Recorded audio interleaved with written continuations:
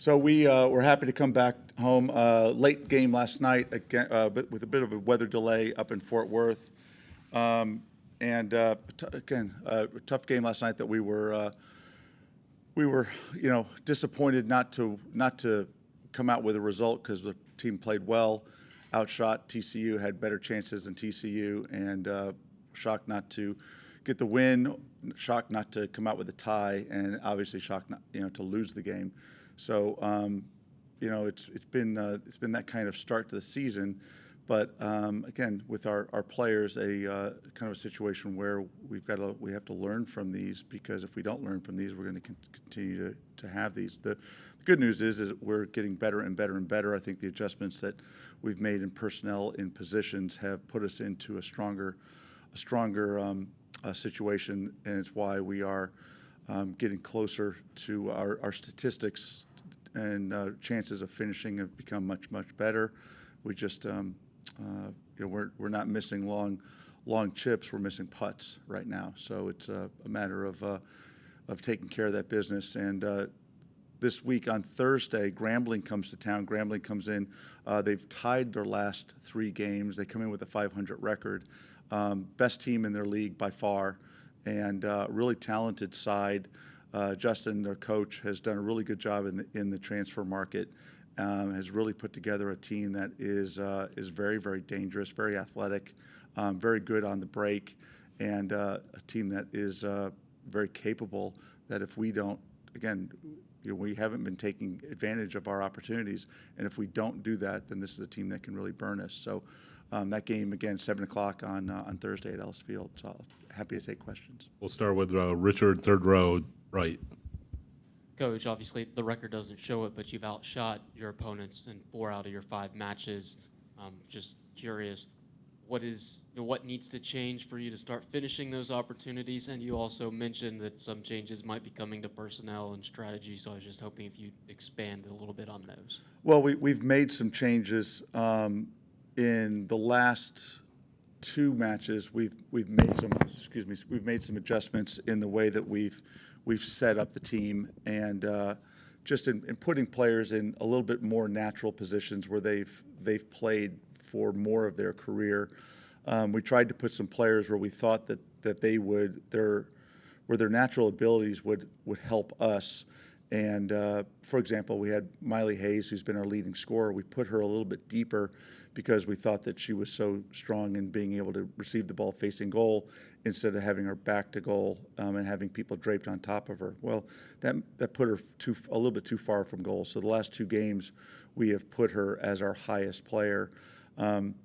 She still has been in a position to be a little bit higher, but she hasn't scored in the run of play. So the difference, a little bit of the difference is, we've been able to, win the ball and drive at people. And in last night's match, we were able to get more than half of our shots came from, closer to goal than we've been in the past. More than half of our shots were on frame. Hats off last night. Hats off to the goalkeeper for TCU, because she saved a couple breakaways. She saved a penalty kick. She saved a rebound off a penalty kick. She saved a couple other point blank saves. These are all goals. These are, in most situations, those are for sure goals that we just didn't finish. And I think what we've got to do is we've got to, to kind of create a bit of a golf analogy. You can't go into a hole thinking that you have to score a birdie on a hole. You've got to go into the hole just thinking about the shot that you're about to hit and being able to strike the ball well, to put the ball into the fairway or to put the ball into a portion of the fairway. You can't be thinking about the shot 3 shots from now. You've got to be in the moment, and we have to stay in the moment as well, because a lot of times our breakdowns are coming before we get our chance to put shots on goal. And if we can put ourselves in a position to set ourselves up, then the chances on goal are going to be a lot easier for us. And that's a big issue for us right now. Is the setup can be better, the finishing can clearly be better, and we have to be persistent in how we do that. On the same side of things, we made some adjustments in our defense. Margot Matula, we moved from in the midfield to the back line. She's one of the top young players in the country. As a freshman, we've got 2 freshmen in our starting lineup right now on the back line, and they both have done very, very well. Addie Armenta and Margot Matula have been just outstanding. And Margot made one goal-saving block last night. She's been just outstanding in the way that she's been playing. It's neat to have her and her sister on the back line together. We made a substitution late in the game with Macy Matula. Macy had been sick and missed the Tulsa game on Thursday because she had been sick for most of the week, and so we took her out late in the game, and that's when TCU got the goals when Macy was out, and but really the Matula sisters have been playing outstanding. Margot has been that's been a really good adjustment for us, and that's allowed us to put Quinn Cornog, who was our midfield MVP. We've been able to put her back in the midfield, and that's helped our midfield out. So it continues to be a work that is getting better and better and better. But again, we had the chances last night to finish it. We score our goals. It takes the pressure off the defense. It's a one domino makes the other dominoes fall and makes it a little bit easier. So again, the good news about having so many games happen so fast in an NCAA season is we get back on the field and we can play and we can put this behind us with a win on Thursday night. The Matulas sounds like a feature story if anyone wants to do it. We'll go back behind TV Row. Says the feature writer. We'll go back behind TV Row to Tyler. G, I mean, you kind of touched on it, but do you feel like the results will come the way you guys are playing? I mean, especially last night when you have the PK opportunity, it gets blocked twice. I mean, that in any other situation would probably be a goal. I mean, do you feel comfortable about where this team is headed? I do feel comfortable about it. I mean, if there's any baseball superstition guys in the room, which I would imagine there might be, I need Coach Schloss to come in and help out with the superstitions of baseball. You think that so bad luck is going to turn into good luck and balance out eventually, because we haven't had any breaks fall our way yet. We've had several breaks go against us, and like was said earlier on with one of the questions, we've outshot all of our opponents except for Florida State, and they outshot us by 1 shot, and that was the last shot of the game that we lost. It's bound to turn. Hard work makes you luckier, and I consider myself a very lucky person as things go. The harder we work, so we've got to continue to work on the things that will make our game cleaner and make us better in the way that we can control the ball, win the ball back. A couple individual defending breakdowns that gave TCU their 2 best chances last night. An individual defending mistake that allowed them to take a shot and hit the post or hit the crossbar last night, and then the individual defending issues that allowed them to score the goal. Those were about our 2 only breakdowns defensively of what was really a really good overall defensive game last night. And then a lot of breakdowns in the attack, but those mostly were technical, or we lose our footing in front of goal and we fall down on a ball that we maybe could take first time and just pass into the net. So I shake my head because I know these girls work hard. I know these girls are focused. I know that they want it. That they're not distracted by outside issues. That they don't care about this, because they absolutely do. They are very professional in their preparation for it, and they are absolutely dedicated to each other.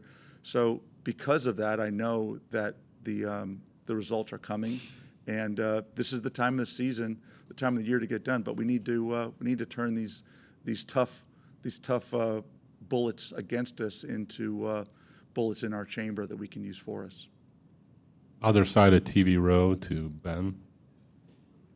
Hey, Coach, just curious, for your defending in the second half, especially when y'all are trying to chase a goal to either equalize or take the lead, I guess this last game, Florida State, Washington State, not even the goals you've conceded late specifically, but just in general, when you feel comfortable with how y'all are defending when you are trying to chase that goal late, or is that something that, like, as much as we want to get that goal, something you feel like y'all need to clean up, or how are you seeing that?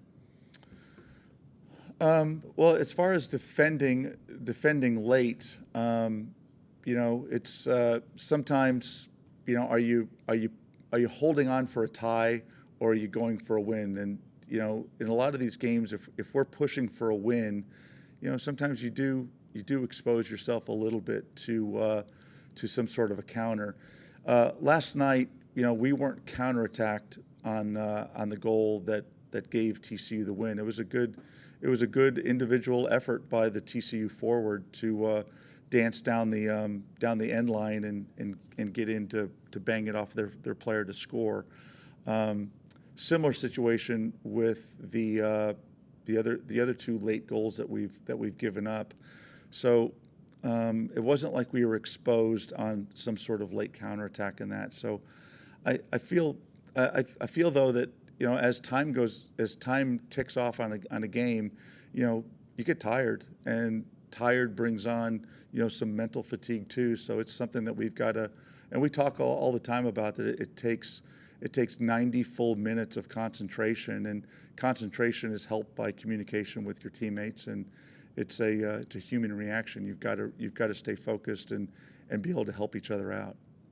And we'll wrap it up with Travis. Coach, going back a game, from your perspective, what have you seen from the reaction of Kendall Caldwell's goal, and how cool is that as a coach to see that from across the country and whatnot? Yeah, so with our goalkeeper scoring on Thursday night from about 45 yards out, and being a Sports Center, I think number 6 in the top 10 list, I think it's neat. I mean, Kendall works hard, and for her to get that kind of national acclaim is pretty cool for her. It's a neat spotlight on the program and on the environment at our games and everything else. So I got nothing but admiration for her, and it was a heck of a good shot. It wasn't, it really wasn't a lucky shot. It was a good shot. It's something that we work on. It's something that she works on, and made it very difficult unfortunately on the TU goalkeeper. And it's unfortunately, it's kind of indicative of our attack. It took our goalkeeper to break the seal on the other goal for our goalkeeper to come up and score the first goal of the game. So good for her, and good for our senior and our captain to get that goal. That's a neat moment for her, and with it being out there on YouTube and cyberspace, something that she'll be able to. Hopefully, we'll see how technology goes in the next 30 years, but for her to show her kids and grandkids someday.